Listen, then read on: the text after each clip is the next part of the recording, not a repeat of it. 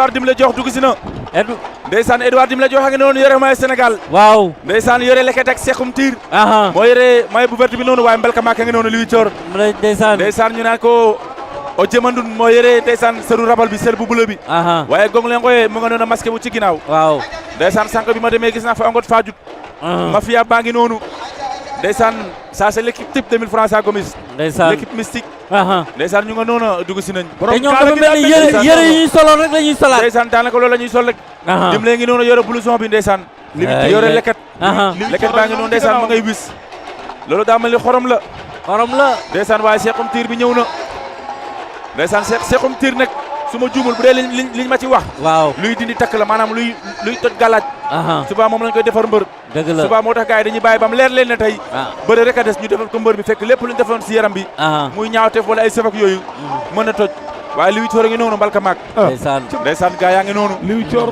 ku nekk a ngi def équipe la boo xamante ne aussi ku nekk daa am sa liggéey bu spécifique booy def ku nekk daa am fooy yem ku nekk daa am loo xamante ni tey moom mooy sa mission nga war ko def pour mën ko yegali ndeysaan Edouard Dimle mu ngi noonu le sorcier Mbalka Ngok ndeysaan doom day Ousmane Sy Jesner moom Dimle Mbalka Ngok Dimle Ngok moo yore blouson bi ndeysaan waaye Père Ndiouga jaa ngi noonu Père Ndiouga jaa ngoog ndeysaan mais ba léegi seenaguma mbër mi ànd ak coach Suka mais xanaa xamoon ni lii mooy sarmu lamb mbër bu dugg seegul lii mooy sarmu lamb mais mbër bi balaa moo dugg si foo ay ñoñam jiitu ko foo ay ñoñam ñëw tey xool géew bi baliser le terrain sécuriser le terrain tey xool bu amee fuñ miné wala luñ def tey ñu def seen i tojtal def seen i débat déb ba mu leer leen ne tey le terrain leer na maanaam terrain bi baax na le terrain est accessible ñu mën a ñëw El Hadj Ndiaye a ngi noonu waaw le terrain est balisé El Hadj Ndiaye a ngi noonu ndeysaan ñu naan ko caatu Aïda ndeysaan ñu ngi noonu ñoom ñëpp tey gunge si Franc si bés bu mag bii day digganteem ak Amdi Moustapha Tine maa ngi seen Yaram Gueye le géant di Bawol borom Sakade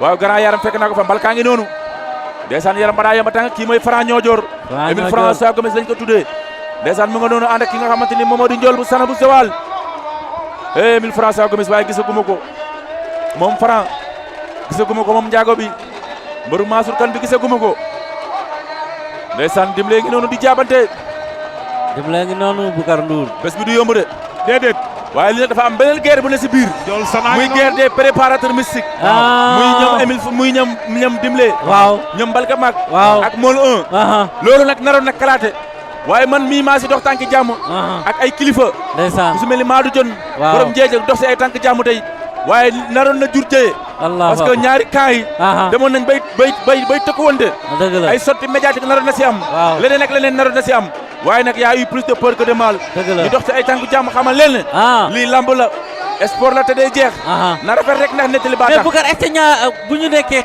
guerre mystique est-ce que ñoom bokkuñu ay kër bokkuñu fu ñuy rootee loolu du si mën a ñàkk laa ilaaha illallaah loolu du si mën a ñàkk parce que lambar demee noonu te xam nga nag sëriñ si nag nekk luñ fi benn mbër au plus offrant waaw au plus offrant la ñuy liggéeyee dëgg la yore seen xam-xam di liggéey tey waaw loolu aussi da si am solo waaye ndeysaan en attendant ñuy xaarandi Émile François Gomis mais ndeysaan mais li ngay wax noonu dafa am solo ndeysaan muy nit ku baax ndax xam nga Modou Mbaye ziar nañ la Modou ziar nañ la ndeysaan borom baax la ñoom comme xam nañ ni ñoo bokk fu ñuy roote waaw nañu xam ne sport ay lépp sport la dëgg la Mbalka Maak la lutteur le grand champion mënu ñoo bañ a bokk ay kër ndeysaan mënu ñoo bañ a bokk fu ñu jëm waaw parce que di nga gis mbër mu jóge fii dem ba Cobong ca Casamance waaw ñëw ci sëriñ bi nga jëm si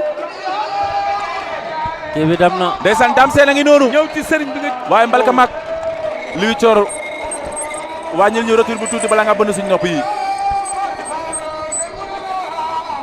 ndeysaan waa kër Franc dugg si nañu waaye Franc ba léegi génnagul Boucar Ndour Ndiol bu Sana ngi noonu rek la ci Sana Ndiol bu Sana ngoog ndeysaan Sana borom Zawal deuxième combat bi ñoo ngi ci biir géew bi diggante Deko Krik ak Sap Sap ndeysaan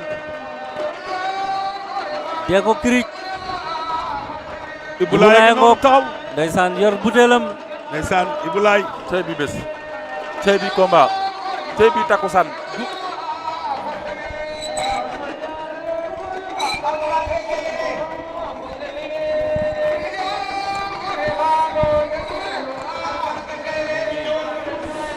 ndeysaan gaa yaa ngi noonu bi adi bagage yi ba léegi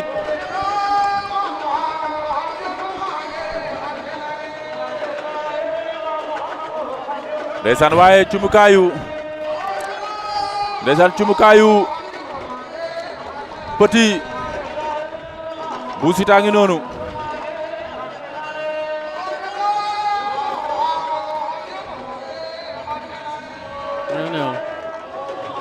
na taxaw rek tur bi na taxaw ni na ñëw na.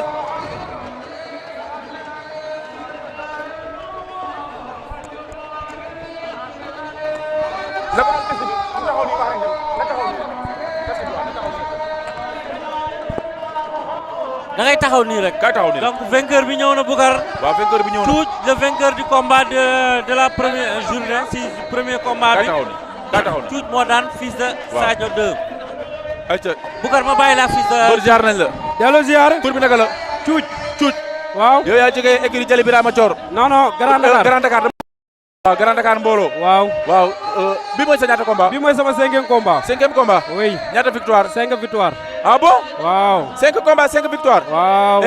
kii weer ngeen ko jël direct àdduna bi xam ko de. wallaay yow gars yi war nañ la mën a jàppale de. wallaay Issa Gari. foo dëkk yow foo dëkk. maa ngi dëkk Grand Dakar. Grand Dakar. waaw. na la waa Grand Dakar jàppale. wallaay na la waa Grand Dakar dooleel. aha. tey nit ñi génne leen ñoom ci giri caacook ñeneen ak ñeneen. waaw booy bëri nañ la ko génnelee. waaw waaw. parce que mbër soxla nañ si mbër buy bëri di daan. wallaay te looy wax waa Sénégal. waaye maa ngi nuyu ñëpp di gërëm ñëpp surtout ma waa Grand Dakar ak waa Pambal ñu aw ma seen fay ak gars yi ma àndal ñëpp wallaay ndeysaan su ma limee rek juum. ndeysaan maa ngi nuyu ñëpp daal. foo bëgg a dem nag.